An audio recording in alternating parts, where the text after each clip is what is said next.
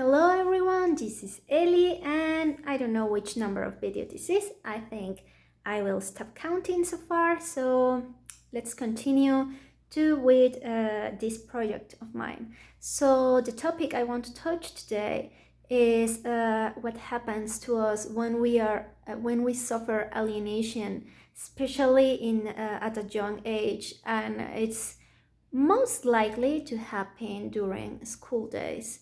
So I am pretty sure that most of us have gone through these situations where we get exposed to an ambience where we have no control, plus we are too young to properly get through the issue, through the circumstances we get exposed to, and how those same circumstances can haunt us even through adulthood. So, well, first off, what is alienation? Well, when we humans are animals, social animals, and so we have a need to belong somewhere, to belong to a group, because that gives us security. So when we are children, when we are very, very young, this need is super, super important. And what happens is that maybe at home we can have this sense of belonging thanks to our parents, to our brothers, to our sibling, whatever. So it's normal to have this security. It can happen depending on how the family you were born to function, but let's make a supposition, at least in this case, that we are born in a well-contained family. Maybe there are some issues about education, about how power between parents and children is prevailed, but at the same time, unfortunately, the human nature is not limited to the home place. So if you were like, let's say, like 8 years old and you get exposed through school ambient, you get to know another children with other education and with other personalities. And it's funny because, well, what I have been able to witness with social work is that children are very aware of this need of belonging, to be accepted by others. And they also are very aware of the fact that belonging, like being about others, is a way to hold power, to hold power. Let's leave it like that. So these children who become aware of the fact, they immediately grab into it and use it to get themselves security and also to get themselves higher in the hierarchy in the school, the classroom, let's say. So what they do to become better at this hierarchy, to become at the top of the hierarchy, it's to get others below them. And how do they do that? By alienating, making some outsiders, because when you take someone out of your circle, you give exclusivity to your circle. You get what I'm saying? And it's we may think that these things only go through adulthood or maybe through teens, but no, this happens even with very early childhood. So, and what happens to our psyche when we get exposed to that, being so young? Well, first off, one of the first things that happens that may develop as part of your personality, it's insecurity. And that personally, it happened to me quite a lot from a very early age to almost adulthood. So, and this developed when another human being has the need to get validated. And for that, they said, well, I want to be special. but how do I make myself special? How do I make myself different from all of the others that are here in the classroom, in this ambient of mine? And being nice, to be fair, rarely is an effective way to eject power, especially when you are so young, because they do not give the value to it. Because at home, they might get it. When you are too young, people may be too nice to you. They may let you go get away with a lot because of they understand how young you are. So kids do not have this sense of understanding about being nice to other and to appreciate when someone is being nice to you. So it's more often to children to develop this, let's call it, I don't want to say evil, but let's say Machiavellic ideas of how to get power, how to get liked by others. And the easiest way is, as I said, giving exclusivity to their circle, and for that they need to exclude someone. So when you get excluded at a so young age, these fears natural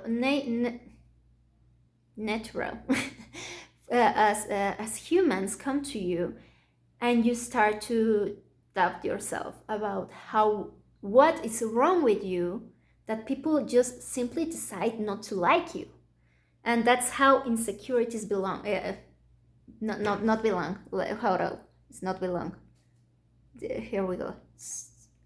Not belong it. Begin. Sorry. And that's how insecurities begin. Now imagine that if the first contact you had with those feelings were when you were like 8 years old or even earlier, because it happens. Kids are smarter than they seem. So when you get through social life, daily life, you already experience the feeling of being rejected. And even as a kid, consciously or unconsciously, you may start to wonder what's wrong with you. And the idea can go so deep into your psyche that it can develop as a personality trait. And that's why maybe at high school you struggle so much with other people to develop relationships, because you will always have this feeling or this doubt about you having a problem that might make people suddenly don't like you. So if you have dealt with this and you so far have not been able to shake it off, let me tell you what it worked for me. Because definitely my fear to exposure, to talking to strangers, to let myself be seen as a normal human being with a lot of flaws, with a lot of fears, has to do with this experience I actually had as a child. As a child, I got bullied, I got treated as an outsider, I got alienated for no apparent reason. I mean, thankfully, I was extrovert enough and curious enough and not conformist to still try to get friends, and I actually did.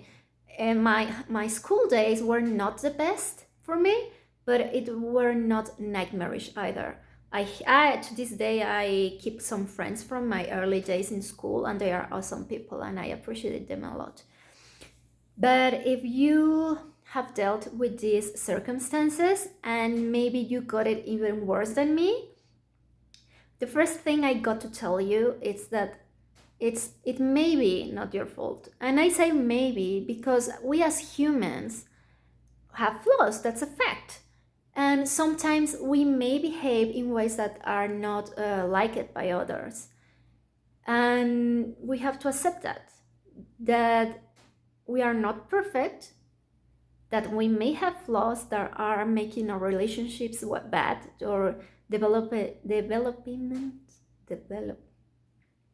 I am not using that word because I can pronounce it well. Well, you get what I am trying to say, right?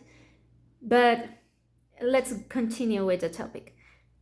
When you allow yourself to keep yourself inside, like restrict from human contact, these fears get exacerbated. They get even worse. So the effect it have in your subconscious psyche is that there is something not worthy of you, and that's why you do not allow yourself to get close to other people, because you deeply believe that there's something wrong with you. And maybe there is something wrong with you. Let's suppose it is. Maybe I will use myself as an example. Let's say like I am too loud.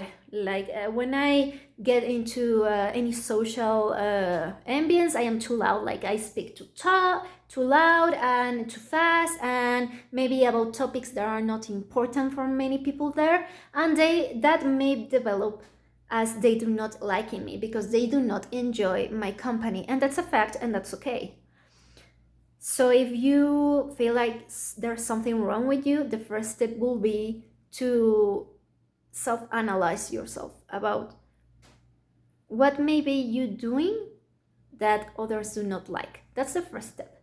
The second is understanding that people can be mean for no reason, and it's more common that we may want to accept. And there's very little we can do about it. Like we cannot expect people to like us just because. And when someone mistreats you, it talks more about them than it talks about you. The best thing you can do in these circumstances is to understand the nature of human, the nature of power, of how power tends to work. And for that, we have to open our minds, and accept that if we are not liked, that doesn't mean that we are not worthy of existing.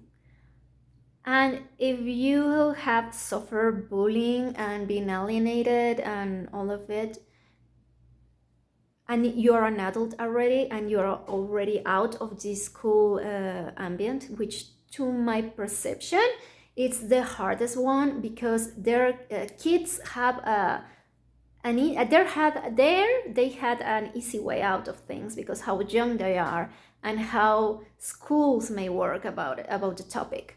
But once you're out of school, you have the chance to actually change all of it.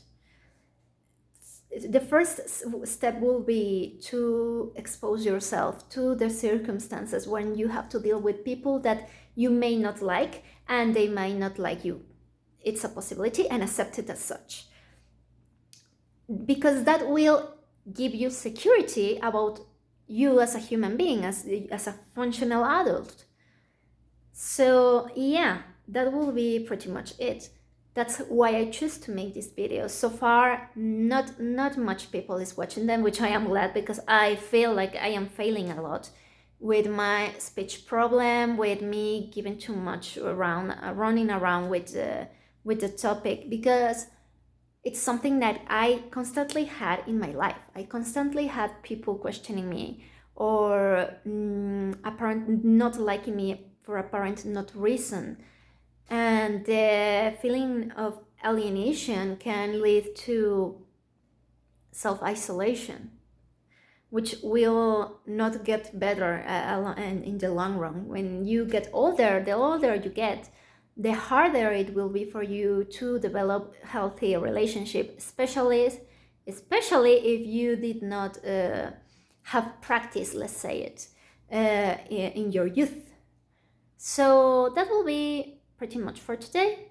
I thank you for being here. I appreciate it a lot. I will keep giving my best to make these videos increasingly better. And if you are going through a hard time, I want you to know that you are not alone, and I want to invite you to try to face your fears to whichever mean you prefer, but don't stay where you are if you know that you are not fulfilled there. So that will be everything for today. Thanks you so much, and see you again.